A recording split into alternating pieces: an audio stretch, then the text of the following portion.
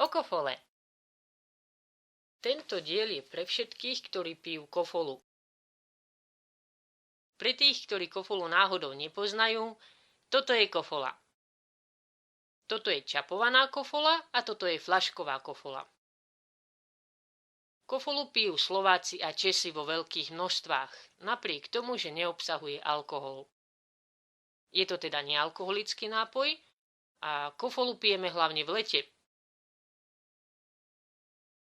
Ibaže okrem Slovákov a Čechov kofola vlastne nikomu inému nechutí.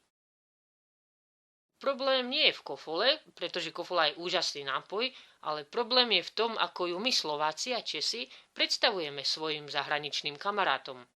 Väčšinou pritom robíme jednu zásadnú chybu. A preto sme sa rozhodli vyrobiť toto video, v ktorom vám ukážeme dva spôsoby, ako predstaviť kofolu vašim zahraničným kamarátom. Jeden je zlý a jeden je dobrý spôsob. Johnny, chceš ochutnať kofolu? Čo je to kofola?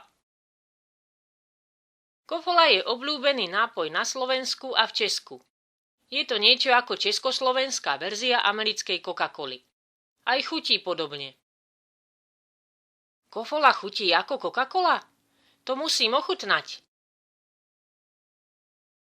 Môžete nám priniesť dve veľké kofoly, prosím? OK.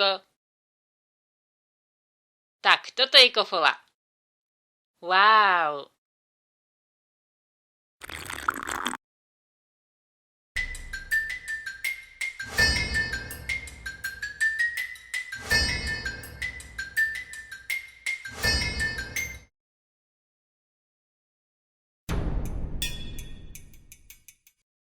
Johnny, chceš ochutnať kofolu?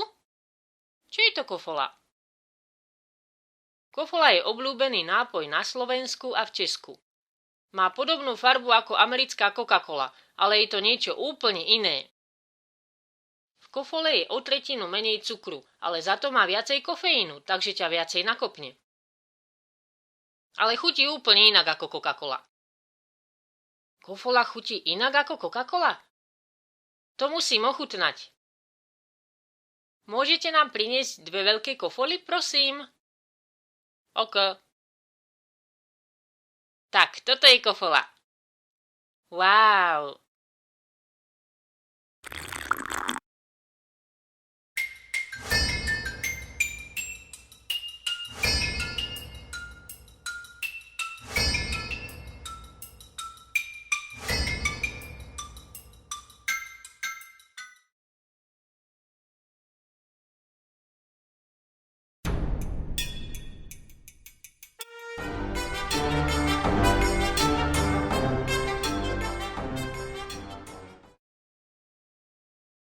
Ešte jednu prosím.